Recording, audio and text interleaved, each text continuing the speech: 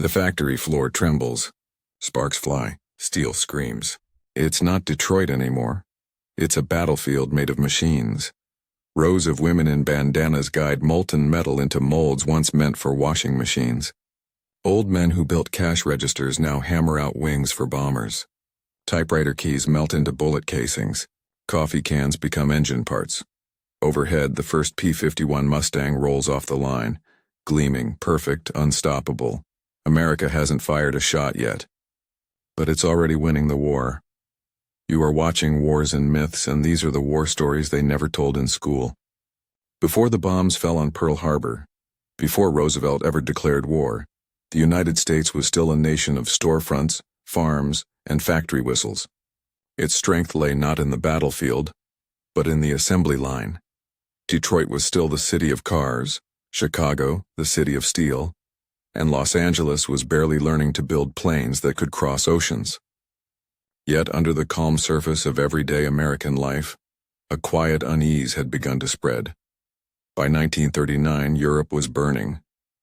Hitler's armies rolled through Poland in weeks. France collapsed in months. And across the Atlantic, Americans watched the headlines like people hearing thunder miles away. Loud, but not yet close. Factories kept producing cars, refrigerators, and radios. Henry Ford was still fighting unions more than Nazis. Boeing was barely surviving on small military contracts. And yet, deep inside Washington, a few men were already doing the math. If war came, America's army, ranked 19th in the world, would be outgunned, outflown, and outnumbered. The U.S. had fewer than 400 combat-ready planes. The Germans had over $4,000. So President Franklin D. Roosevelt made a decision that seemed almost absurd at the time. He called it the arsenal of democracy. The idea was radical. Even if America wasn't at war yet, its factories could prepare for one. Civilian industry would become the country's secret weapon. But here's the problem. Those factories didn't build bombers. They built toasters. Still, Roosevelt believed in something deeper than firepower. He believed in the American worker, the men and women who knew how to turn raw steel into anything if they were given the tools, the blueprints and the purpose. So the transformation began, quietly, almost invisibly. In late 1940, the government started reaching out to the titans of industry. Ford, General Motors, Chrysler, Boeing, Lockheed, General Electric. They were told, you won't just build cars or radios anymore. You'll build wings, engines, guns, whatever we need. At first, the push met resistance. CEOs called it impossible. Factory managers said they didn't have the machinery or manpower for weapons, but the orders kept coming. By 1941, every major industrial plant in America was being redesigned, expanded, or outright replaced. The Ford Motor Company, famous for the Model T, was suddenly designing a factory that could produce one B-24 bomber every hour. General Motors began retooling its automobile lines to churn out aircraft engines, trucks, and even tanks. And this was before the first Japanese plane ever appeared over Hawaii. On the surface, America still looked at peace. But under the smoke of the factories, a new kind of mobilization was taking shape. One built not on soldiers, but on blueprints and labor shifts. By mid-1941, Roosevelt's gamble started paying off. Shipyards along the West Coast worked day and night building Liberty ships, cargo vessels that could be assembled in weeks instead of months. Women began stepping into roles once unthinkable, operating lathes and riveting fuselages in overalls and gloves. They didn't know it yet, but they were about to change what war looked like forever. Because when Pearl Harbor was attacked on December 7, 1941, America didn't just wake up angry, it woke up ready. Factories that once produced bicycles now rolled out bazookas. The same presses that stamped refrigerator doors now forged armor plates for tanks. The arsenal of democracy had been forged in silence, and now it was about to roar. By the end of that first winter of war, an entire nation had turned its economy upside down. Civilian production dropped by nearly half. Every new ounce of steel, rubber, and oil was funneled toward one goal: total war. The American factory had become a weapon, and soon the world would feel its firepower. The numbers alone don't tell the story, but they hint at the scale. By early 1942, The U.S. government ordered more planes, ships, and tanks than had ever been built in human history. 5 years earlier, that would have sounded like madness. Now it was policy. Here's how America pulled it off. Factories didn't just switch to war work. They were reborn. Typewriter companies became weapons makers. Singer, the sewing machine giant, built Colt .45 pistols. Underwood, famous for typewriters, began machining M1 carbines. Even the makers of Pepsi Cola switched to filling cans for military rations. But the transformation wasn't magic. It was math, steel, sweat, and an army of engineers who figured out how to turn peacetime precision into wartime mass production. Take the Ford Willow Run plant, the most audacious factory America had ever seen. It wasn't built in months. It was built in a race against time. Designed by Albert Kahn, the architect of Detroit, it stretched over a mile long, with its own airport attached to the end. Henry Ford, who once despised the idea of war, now found himself leading one of the largest military production efforts on Earth. His mission: build a 4-engine B-24 Liberator bomber, a complex aircraft with more than 1.2 million parts, using the same assembly line principles that built the Model T. No one thought it could be done. But Ford wasn't just building machines. He was building a system. At full speed, Willow Run produced one completed bomber every 63 minutes. Every hour, another Liberator rolled out of the hangar ready for war. By 1945, Ford's factory alone had built over 8,600 of them. That's not industrial strength. That's industrial warfare. And it wasn't just Ford. General Motors. Cadillac Division began producing tank engines and armored vehicles. Chrysler, which once rolled out luxury cars, was now crafting the M3 and M4 Sherman tanks, the backbone of the Allied advance. The Fisher body plant, which had once shaped car doors, was now stamping out wings for the P-47 Thunderbolt. Even small-town workshops joined the fight. Coffee maker companies built pressure gauges for submarines. Toy manufacturers made compasses and rifle sights, and in a Massachusetts mill once used for typewriter ribbons, workers wound delicate wiring for the Norden bomb sight, the most precise targeting device of the war. The phrase "total war" wasn't propaganda. It was daily life. Across the nation, rationing hit hard. Gasoline, rubber, sugar, even nylon disappeared overnight. Civilian car production ceased entirely by February 1942. Every ounce of American industry, every spark of electricity, was redirected toward one mission: feeding the front lines. But the real secret wasn't in the machinery. It was in the people. 12 million Americans joined the armed forces. But another 19 million joined the workforce, many for the first time. Women, minorities, immigrants, those long kept out of industrial jobs, suddenly became the foundation of the war machine. They weren't soldiers, but they carried the weight of war just as heavily. Rosie the Riveter wasn't a slogan. She was reality. Her hands blistered from riveting aluminum panels onto the bellies of bombers. In 1943, the U.S. was producing more aircraft than Germany, Japan, and Italy combined. Every minute, somewhere in America, a plane took off that hadn't existed 24 hours earlier. From the outside, it looked like an industrial miracle. But inside those factories, it was chaos controlled by discipline, a symphony of steel, fire, and willpower. Workers labored in 12-hour shifts, sleeping beside assembly lines. They faced shortages, accidents, and endless noise. But they didn't quit, because every bolt they turned, every seam they welded, was personal. Each one meant one more pilot came home. One more soldier survived the landing. One more ship reached its destination. This wasn't just manufacturing. It was a national heartbeat, steady, relentless, and unstoppable. And as 1943 gave way to 1944, the arsenal of democracy wasn't just catching up. It was overwhelming the Axis. One rivet, one propeller, one bomber at a time.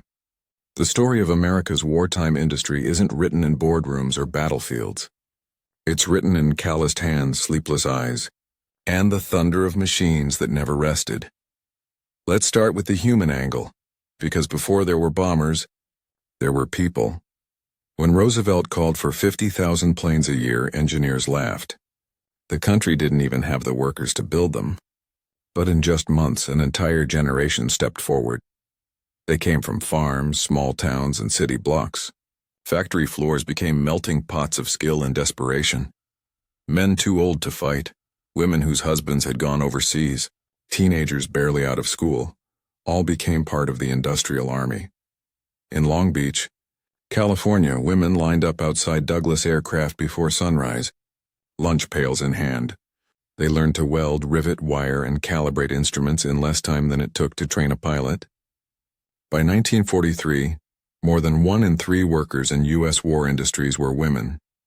They weren't just filling gaps, they were redefining labor.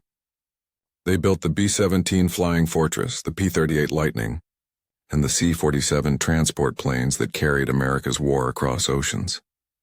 Inside those plants, the sound was endless, and the hiss of welding torches, the slam of presses, the shouts of foremen cutting through the roar. The air smelled like oil, metal, and sweat. It was exhausting, dirty, dangerous work, but they knew exactly what they were fighting for. One worker from the Ford plant put it simply, "Every time I drill a hole, I think this one's going into Hitler's war machine." If manpower was the muscle, innovation was the mind. American engineers became the quiet heroes of the home front. Their challenge wasn't designing new weapons. It was figuring out how to build them faster, cheaper, and at scale. The Army Air Forces demanded thousands of planes, but the parts had to be interchangeable. A wing made in California had to fit a fuselage made in Michigan. No exceptions. That forced companies that had never worked together to unify their designs and standardize production. Factories shared blueprints. Rivets were measured in thousandths of an inch. Every mistake on paper meant a lost life in the air. To solve this, the U.S. developed something new: the Production Engineering Department. It was like the nervous system of the war machine, coordinating every supplier, subcontractor, and plant across the nation. The results were staggering. Between 1940 and 1945, the U.S. produced 300,000 aircraft, 100,000 tanks, 2.5 million trucks, 124,000 naval vessels, and landing craft. Behind every number was a new idea: pressed steel instead of forged parts, prefabricated sections shipped by rail, conveyor belts that moved entire planes down the line. The Kaiser shipyards in Richmond, California pushed this to its limit. Henry Kaiser, a construction magnate with no experience in shipbuilding, promised he could mass-produce ships like cars. People thought he was insane until he did it. He built Liberty ships, simple, ugly boxy freighters designed to carry cargo to Europe. The first one took 244 days. The last one took 4 days, 15 hours, and 30 minutes. It wasn't pretty, but it worked. And that was the American secret: efficiency over elegance, quantity over perfection. Because while German factories chased precision, American factories chased production. And in a war of attrition, production wins. The minds steering this industrial revolution were as vital as the generals leading troops. At the top stood Donald Nelson, head of the War Production Board, a soft-spoken executive from Sears Roebuck. His job was to turn a consumer economy into a military one overnight. He rationed raw materials, forced companies to collaborate, and rewrote the nation's industrial priorities. Under his command, America didn't just build for itself, it built for the world. Every allied nation, Britain, China, the Soviet Union, received American tanks, trucks, and planes through Lend-Lease. The U.S. became the global supplier of freedom. Then there was Charles Sorensen, Ford's production genius. Known as Cast Iron Charlie, he personally oversaw the B-24 line at Willow Run. When other executives hesitated, he simply said, "We'll build the damn thing. Just give us the blueprints." That attitude echoed across every plant and port. This was leadership defined not by politics, but by purpose. These men and women weren't chasing profits or promotions. They were chasing victory, and they did it under constant pressure. Shortages, strikes, breakdowns, every hour mattered. One delay could stall a supply chain stretching thousands of miles, yet somehow they delivered. By 1944, Allied bombers darkened the skies over Europe.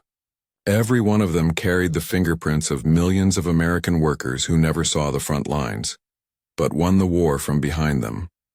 The arsenal of democracy wasn't just a slogan. It was a living, breathing network of hands and minds that turned coffee cans into cowlings, typewriter parts into triggers, and washing machine motors into engines of war. And as victory drew closer, a new question began to rise. What happens when an entire nation built for war suddenly has to build for peace again? While American factories roared with life across the ocean, Axis factories were dying under fire. By 1943, U.S. production had reached a scale so massive that even German intelligence couldn't believe the numbers. Nazi analysts reviewing intercepted reports often dismissed them as Allied propaganda, because no nation, they thought, could possibly build that much, that fast. But it was real. Every Liberty ship launched in California meant one less convoy lost in the Atlantic. Every Mustang that left a Michigan factory meant more bombers returning home from Germany. And on the receiving end of that industrial storm, the Axis powers began to crack. Germany had once been the world's manufacturing powerhouse, efficient, disciplined, methodical. But it was never massive. Its production lines relied on craftsmanship and precision, the same values that made its pre-war machines world famous. Yet those values became weaknesses in total war. While German workers hand-fitted parts, Americans rolled them off conveyor belts. While Germany ran out of aluminum, America recycled tin cans. While the Luftwaffe ran short on fuel, the U.S. had built synthetic plants before its first bomber crossed the Atlantic. The contrast was brutal. In 1940, Germany outproduced America in nearly every category. By 1943, America's output had tripled, while Germany's, under bombing raids and blockades, began to collapse. Hitler himself called it the War of Factories. And in that war, America was untouchable. But here's where the story turns gray, because the same industrial might that built the machines of freedom also built the engines of destruction. The B-29 Super Fortress, one of the most advanced bombers ever made, rolled off American assembly lines by the thousands. It was a marvel of engineering. It could fly higher, faster, and farther than anything before it. But it also carried something new: fire. Each B-29 could drop 10 tons of incendiaries, chemicals designed not to destroy buildings, but to burn people out of them. By 1945, those bombers turned Japanese cities into oceans of flame. Tokyo, Osaka, Nagoya, all reduced to ash. The workers who built those planes were told they were saving lives, ending the war faster. And they were right. But the moral line blurred in the heat of progress. That's the weight industrial war carries. It doesn't kill by bullet. It kills by efficiency. Factories that once built the comforts of peace were now perfecting the art of death. And for many who worked the lines, that realization came quietly, not with guilt, but with gravity. In 1944, a riveter from Seattle wrote in her diary, "I know the planes I helped build will burn cities. I just hope they burn the right ones." This was the paradox of America's arsenal of democracy. It was righteous but ruthless, moral but merciless. It won the war, but it also redefined what war could mean. To the Germans and Japanese, America's industrial power felt almost supernatural. In Berlin, Joseph Goebbels warned his people that the Allies had factories that never sleep. He wasn't exaggerating. Even under blackout conditions, U.S. factories operated 24 hours a day. Shifts changed at midnight. Trains moved continuously. There was no downtime, no silence. One captured German officer, after visiting a Detroit assembly plant post-war, reportedly said, "We were defeated long before Normandy, the day you built that factory." That was the truth. The war wasn't just won on the beaches or in the skies. It was won in the furnaces, the machine shops, and the endless clatter of American industry. Even Japan, a nation built on craftsmanship and naval pride, could not keep up. Its aircraft carriers and planes were exceptional, but they could never replace what was lost fast enough. By 1944, the U.S. was producing 50,000 aircraft a year. Japan, Barely 8,000. Every bomb dropped on Tokyo carried not just explosive power, but proof of American manufacturing supremacy. And yet, behind the victory, something else was happening, a transformation not just of economy, but of identity. Before the war, America saw itself as a nation of individuals, entrepreneurs, craftsmen. By the war's end, it had become a nation of systems, logistics, and scale. The assembly line had become its flag. That shift would echo far beyond 1945. The same plants that built bombers would later build cars, appliances and electronics for a booming post-war middle class. The war didn't just save the world. It built the America that came after it.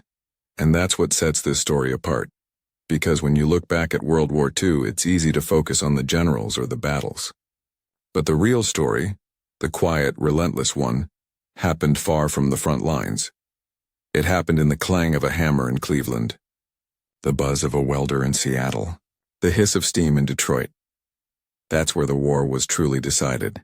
The arsenal of democracy wasn't forged out of steel. It was forged out of ordinary people doing extraordinary things, transforming a peacetime nation into a war machine that no enemy could match.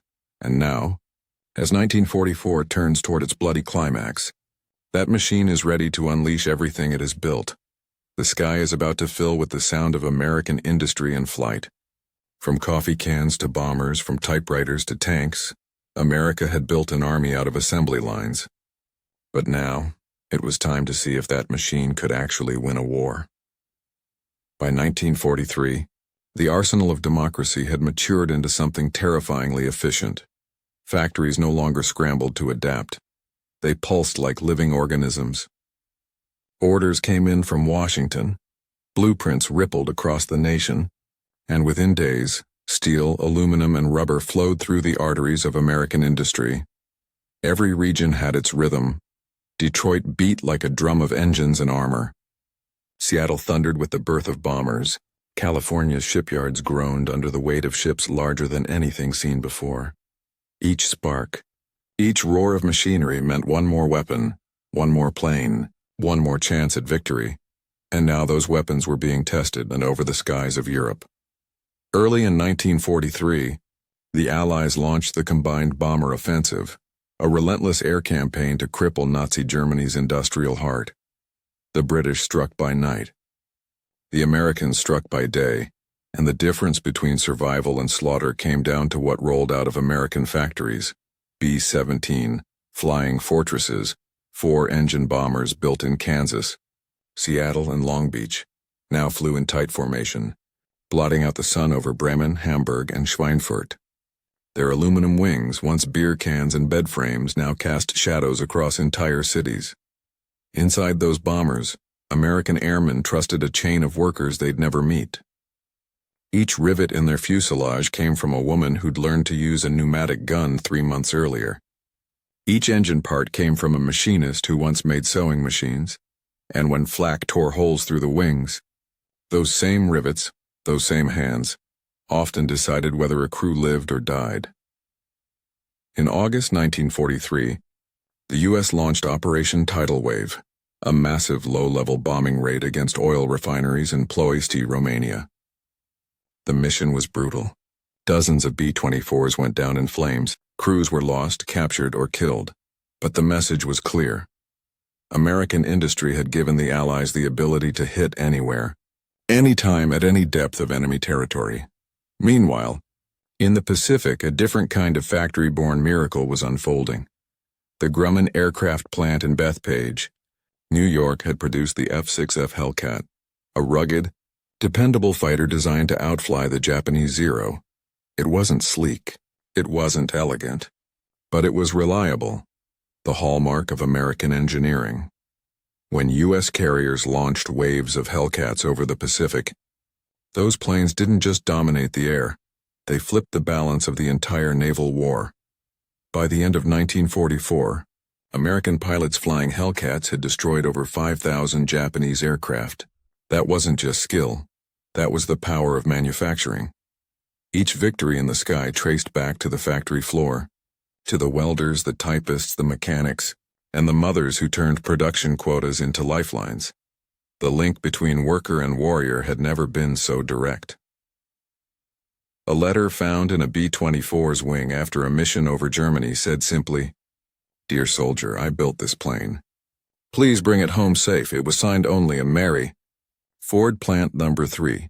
That note summed up the invisible bond that tied the American home front to the front line. By late 1944, the scale was almost beyond comprehension. Every hour, 100 new trucks rolled off American lines.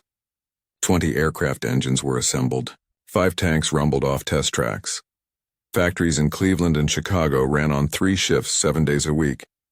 The night never came. It was simply the next shift's turn to fight. On D-Day, June 6, 1944, over 5,000 American-made ships crossed the English Channel, the largest invasion fleet in history.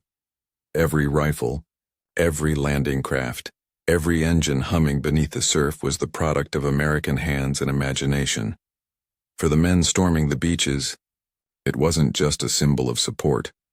It was proof that the entire weight of their homeland stood behind them. And as the Allies broke through Normandy, the skies above France were thick with U.S. bombers, a living mural of American steel. One British observer wrote, "It was as if the sky itself had turned American." This was the climax of Roosevelt's vision, the arsenal of democracy in full, unstoppable motion. By 1945, the numbers defied belief. 296,000 aircraft, 86,000 tanks, 64,000 landing craft, 41 billion rounds of ammunition, all produced in less than 4 years. It wasn't just the scale, it was the speed. Factories that once needed months to produce a single engine could now complete one every 20 minutes. Assembly lines were synchronized like orchestras. Materials flowed in, machines hummed, and victory rolled out. No other nation in history had ever mobilized like this, and likely never would again. By the spring of 1945, when Germany finally fell, its cities burned not just from bombs, but from exhaustion, a war it could no longer sustain against the American juggernaut of production. The United States had turned its factories into fortresses, its workers into warriors, and its assembly lines into the most powerful weapon ever built. By late 1944, the arsenal of democracy had become more than a machine. It was a force of nature. Every factory whistle that blew in Pittsburgh, every spark that flew in Detroit, all of it echoed across the Pacific, where a very different kind of war was raging. The Japanese Empire still held half the ocean. But what it didn't know was that America had already built the storm that would wash it away. The Essex-class carriers, and 24 of them, rolled out of American shipyards like giants from the sea. Each one bristled with aircraft fuel and firepower. They were the moving cities of a new empire, steel islands flying the stars and stripes. Beneath them, the ocean glowed orange with the reflection of their power. Above them, the skies thundered with American engines, Grumman Hellcats, Douglas Dauntlesses, Curtiss Helldivers, all built by hands that never saw the ocean they were conquering.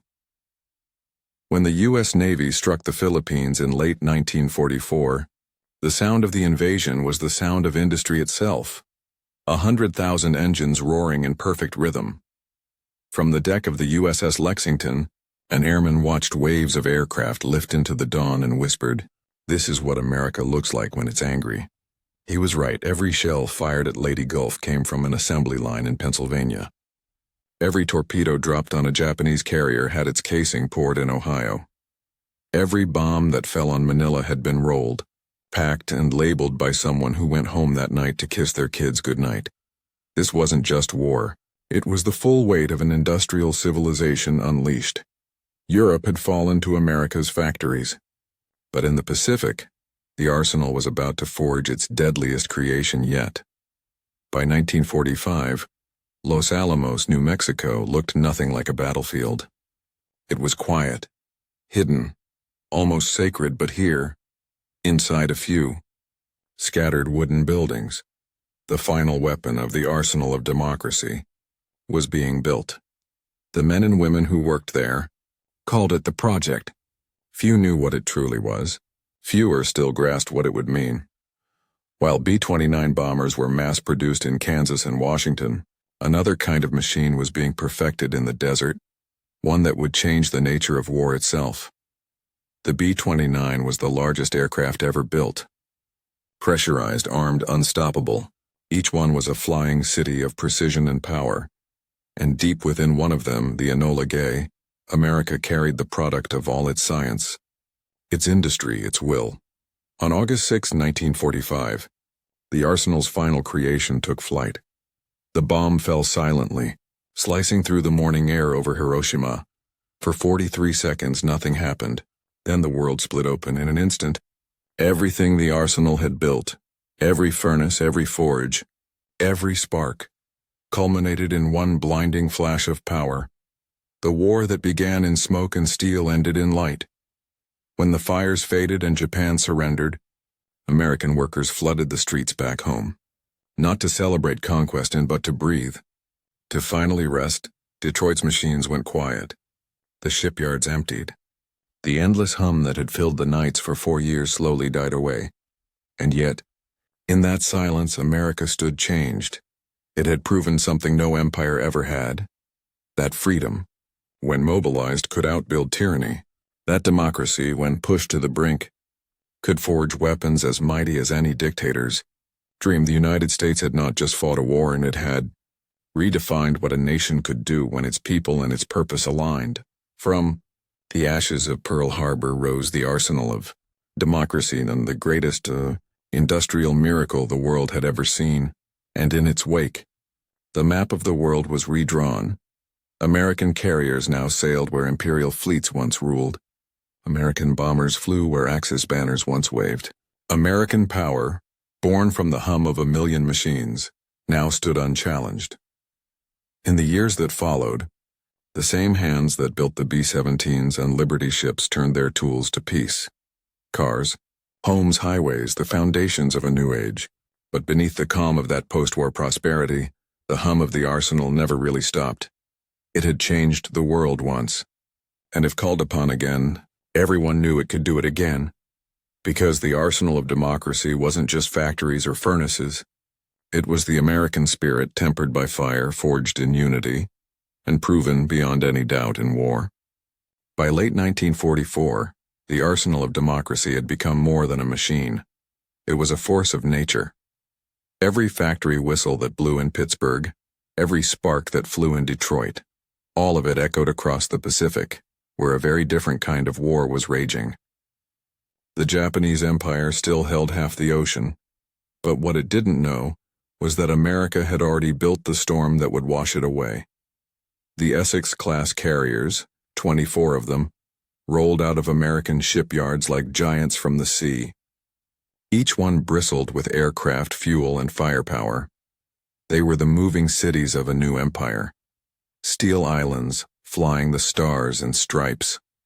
Beneath them, the ocean glowed orange with the reflection of their power. Above them, the skies thundered, with American engines, Grumman Hellcats, Douglas Dauntlesses, Curtiss Helldivers, all built by hands that never saw the ocean they were conquering. When the U.S. Navy struck the Philippines in late 1944, the sound of the invasion was the sound of industry itself. 100,000 engines roaring in perfect rhythm.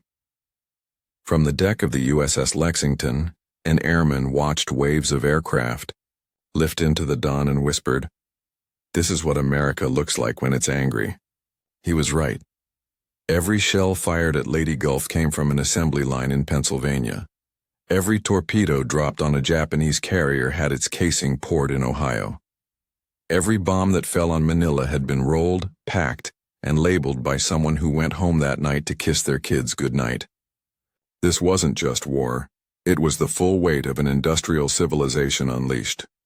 Europe had fallen to America's factories, but in the Pacific, the arsenal was about to forge its deadliest creation yet. By 1945, Los Alamos, New Mexico, looked nothing like a battlefield. It was quiet, hidden, almost sacred. But here, inside a few scattered wooden buildings, The final weapon of the arsenal of democracy was being built. The men and women who worked there called it the project. Few knew what it truly was. Fewer still grasped what it would mean. While B-29 bombers were mass-produced in Kansas and Washington, another kind of machine was being perfected in the desert, one that would change the nature of war itself. The B-29 was the largest aircraft ever built. Pressurized, armed, unstoppable. Each one was a flying city of precision and power, and deep within one of them, the Enola Gay, America carried the product of all its science, its industry, its will. On August 6, 1945, the arsenal's final creation took flight. The bomb fell silently, slicing through the morning air over Hiroshima. For 43 seconds, nothing happened. Then the world split open. In an instant, everything the arsenal had built, every furnace, every forge, every spark, culminated in one blinding flash of power. The war that began in smoke and steel ended in light. When the fires faded and Japan surrendered, American workers flooded the streets back home, not to celebrate conquest, but to breathe, to finally rest. Detroit's machines went quiet. The shipyards emptied. The endless hum that had filled the nights for 4 years slowly died away. And yet, in that silence, America stood changed. It had proven something no empire ever had, that freedom, when mobilized, could outbuild tyranny. That democracy, when pushed to the brink, could forge weapons as mighty as any dictator's dream. The United States had not just fought a war, it had redefined what a nation could do when its people and its purpose aligned. From the ashes of Pearl Harbor rose the arsenal of democracy, the greatest industrial miracle the world had ever seen. And in its wake, the map of the world was redrawn. American carriers now sailed where imperial fleets once ruled. American bombers flew where Axis banners once waved. American power, born from the hum of a million machines, now stood unchallenged. In the years that followed, the same hands that built the B-17s and Liberty ships turned their tools to peace. Cars, homes, highways, the foundations of a new age. But beneath the calm of that post-war prosperity, the hum of the arsenal never really stopped. It had changed the world once. And if called upon again, everyone knew it could do it again. Because the arsenal of democracy wasn't just factories or furnaces. It was the American spirit, tempered by fire, forged in unity, and proven, beyond any doubt, in war. The war ended, but the sound never really left. Ask anyone who lived through it. They'll tell you they could still hear it years later. The hum of engines, the clatter of tools, the heartbeat of a nation at full throttle. That sound was America, awake, unafraid, unstoppable. When the last rivet was driven and the last bomber took off, something deeper had been built. Not just weapons, not just victory, but belief. A quiet, unshakable belief that no matter the threat, this country could rise, unite, and overcome. Factories that once forged wings for war now forged dreams for peace. 1 million men came home with calloused hands and built homes, families, futures. The same machines that carved armor plates began shaping the cars that filled a new kind of battlefield, the American highway. The arsenal of democracy had done more than win a war. It had built a way of life. If you love real stories of American grit, the kind that turned ordinary people into legends, hit subscribe. Because there are still battles, victories, and sacrifices they never told us about, and we're bringing them all back to light. Today, those old factories stand silent, their steel frames rusted, their floors cold. But if you walk inside and listen closely, you can still hear it, the faint echo of hammers, the rhythm of men and women who refused to yield. Because what they built wasn't just for 1945.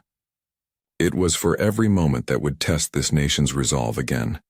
They turned coffee cans into warplanes, typewriters into weapons, and everyday Americans into history's most powerful force.